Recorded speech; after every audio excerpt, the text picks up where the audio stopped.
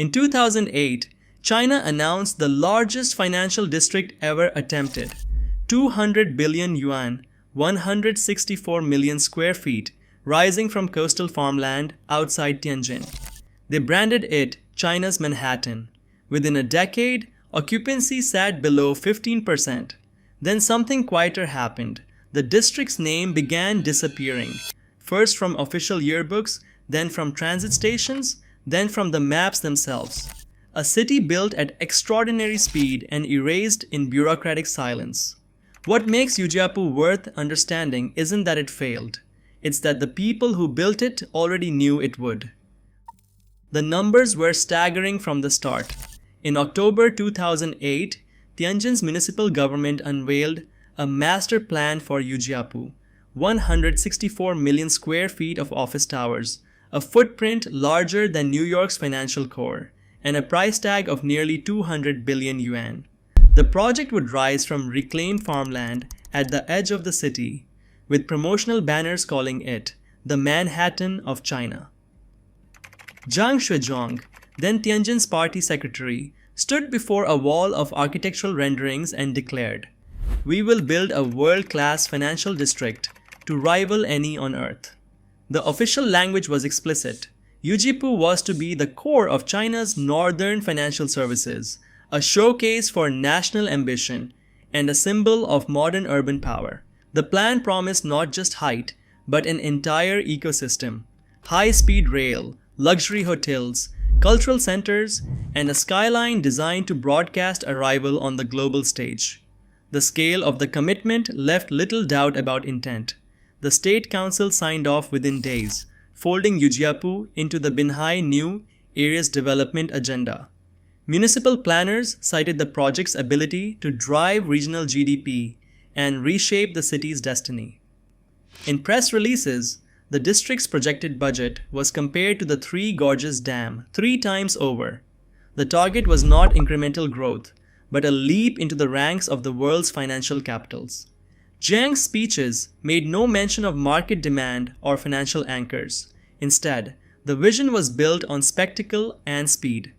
The district would be filled with glass towers and broad avenues, all mapped out in renderings that showed a city alive with possibility. The master plan called for completion within 7 years.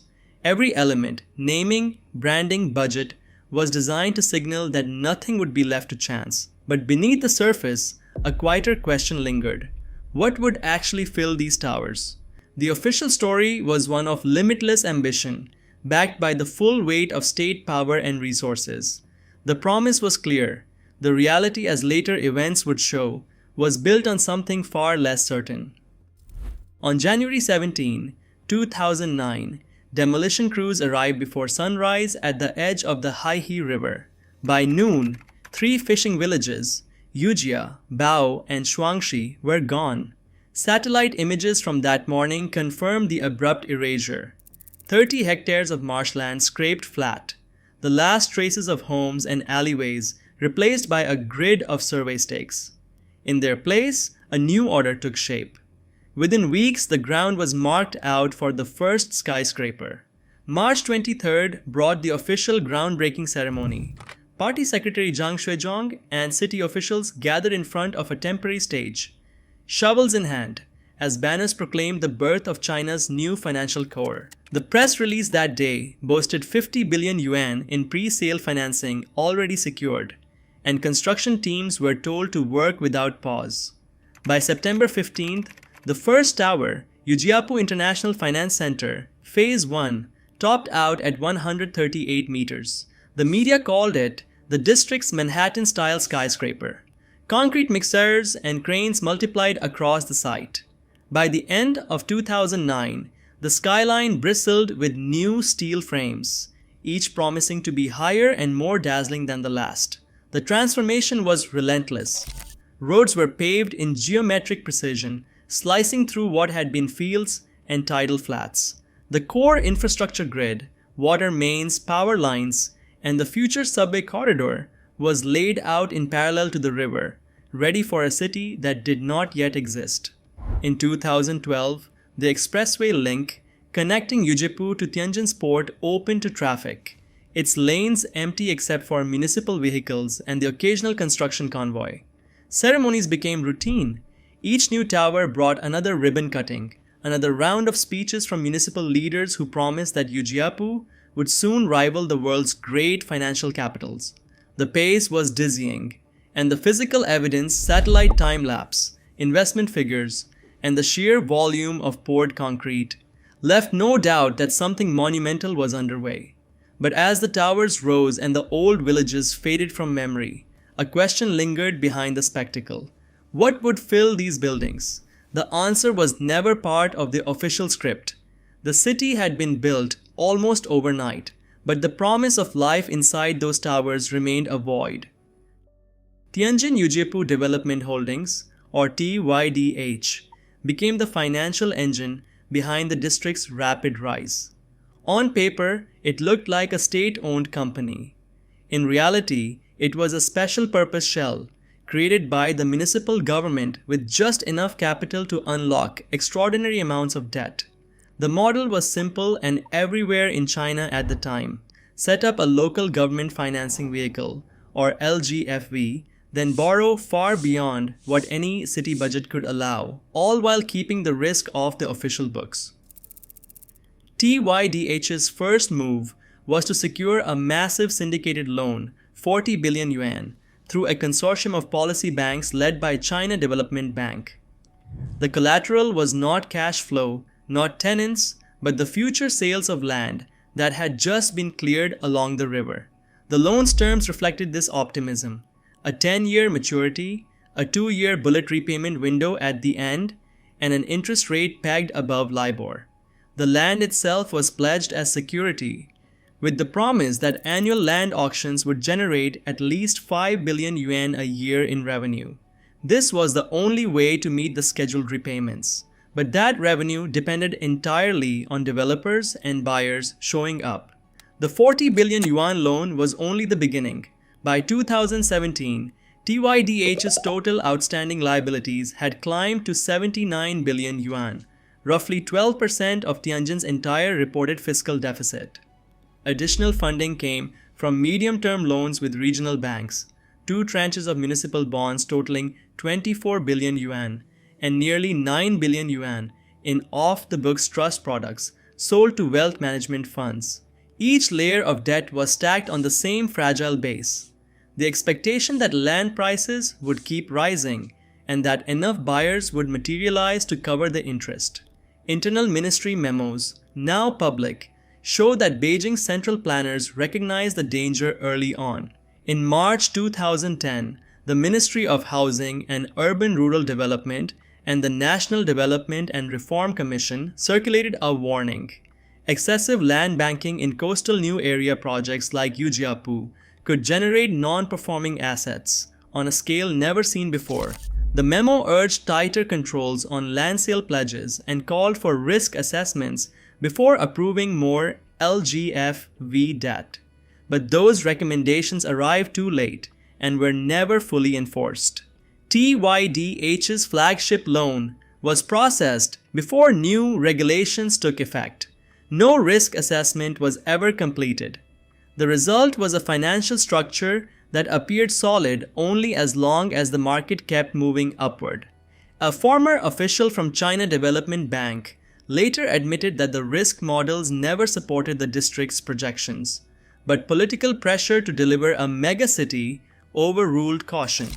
The entire district became a case study in how easy it was to build a skyline on borrowed time, with the real collateral being political ambition, not sustainable demand. The numbers, 40 billion yuan here, 79 billion yuan there, were less a sign of confidence than of a system willing to gamble public resources on an idea that was never tested against reality. In 2012, the Goldin Finance Tower ground to a halt.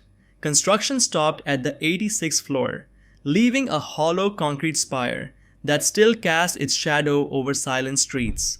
The official explanation cited market conditions, but internal filings from Goldin Financial Holdings listed a 3.2 billion yuan write-down and the termination of all vertical work. The tower, once meant to anchor a thriving financial ecosystem, became a monument to unfinished ambition, its glass never installed, its lobby never opened. The collapse of Goldin's project was only the first visible crack. By the end of that year, more than 4/5 of Yujiapu's 164 million square feet stood empty. Satellite images from 2013 show broad boulevards lined with towers, but no cars, no pedestrians, no signs of economic life. Official data from 2021 recorded a vacancy rate of 38% across commercial offices, with some blocks reporting less than 15% occupancy. In total, the district carried a 4 billion yuan shortfall in uncollected rents and unpaid contractor bills. The silence was not just physical.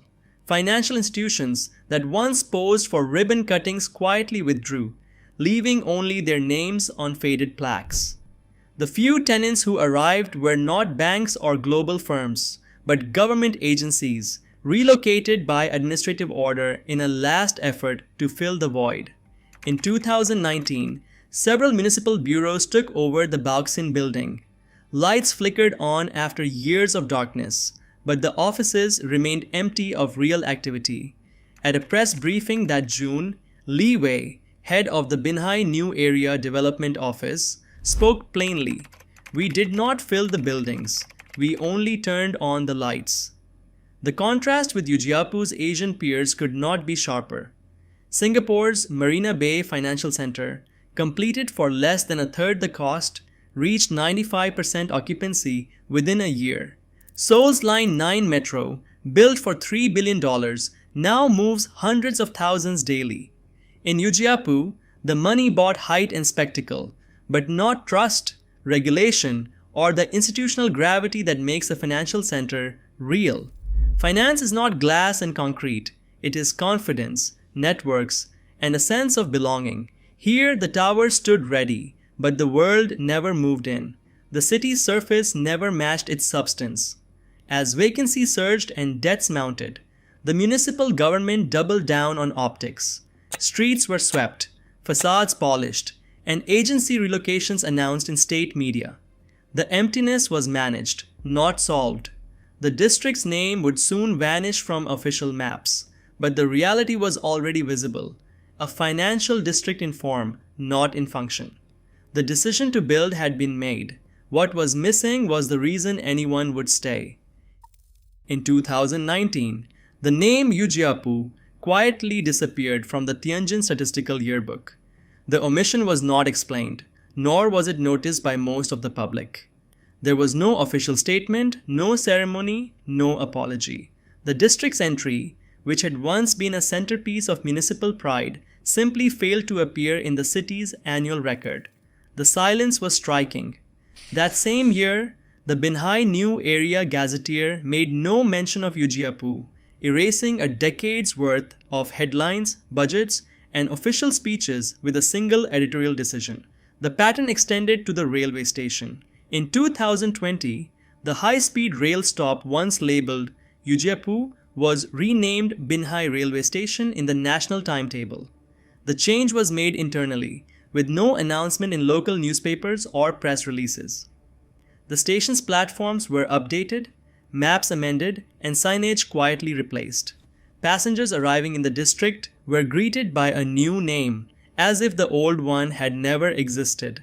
The renaming left no trace of the original vision, only an administrative label that blended into the broader Binhai region. By 2021, the erasure was complete. GIS layers published by the Tianjin Planning Department no longer contained the Yujiapu polygon. Online mapping services, Baidu, Gaud, and the Ministry of Transport's own digital atlas removed the district's name from their overlays. The official narrative had shifted without a word. Where once there had been bold claims of a financial Manhattan, there was now only a blank space, a city-sized omission in the record. No one took public responsibility. The absence was managed through paperwork and procedure, not debate or reckoning. The project's fate was decided not by public vote or scandal, but by a series of silent deletions, each one a bureaucratic act that rewrote the story without ever acknowledging it. In the end, The most ambitious urban project in modern China was not undone by protest or disaster, but by the quiet efficiency of administrative erasure. Official silence was not matched by personal reckoning. Zhang Shizhong, who presided over Yujiapu's rise and delivered its boldest promises, did not face censure or investigation. In 2017, he was promoted to vice chairman of the National People's Congress Financial and Economic Affairs Committee, a position that placed him at the heart of national economic policy. Party dossiers from that year list his achievements in urban development, omitting any mention of the district's vacancy or mounting debt. The official record remained unblemished, even as the skyline he championed stood empty. Li Wei, the Binhai New Area Development Office Director, who later admitted, "We did not fill the buildings, we only turned on the lights," was not removed or disciplined. Instead, he continued to oversee regional planning initiatives, appearing in state media as a spokesperson for new industrial parks. In 2022, a brief notice announced that Li was under investigation for disciplinary violations, but the details were unrelated to Yujiapu. By early 2023, the Central Commission for Discipline Inspection closed the case without issuing any formal penalty. The probe faded from public view, leaving no official record of consequences tied to the failed district. Other senior planners and LGFV managers associated with Yujiapu were quietly reassigned. Some moved to provincial posts, others to national ministries. In party documents and annual reports, their tenure in Tianjin was summarized in neutral language, emphasizing years of service and leadership in urban transformation. No one was held to account for the billions spent or the vanished name on the map. The absence of direct responsibility was not an oversight. It was a feature of the system that built Yujiapu, a bureaucracy that rewarded ambition, protected its own, and managed failure through silence and reassignment. The erasure of the district from maps was matched by the erasure of accountability from the official record. The people who made the decisions remained in place, their careers largely undisturbed, as if the empty towers and unlit streets were simply another phase in a city's endless reinvention. Today, the towers still stand, but the promised life inside never arrived. Only the lights were moved, not the people. Finance runs on trust, not empty spectacle. When leaders insist cities can't house or serve their citizens, that's not material scarcity, it's a choice. Yujiapu's silence is a verdict. The real deficit isn't ambition, but accountability. What gets built and what is erased always reveals whose needs truly matter.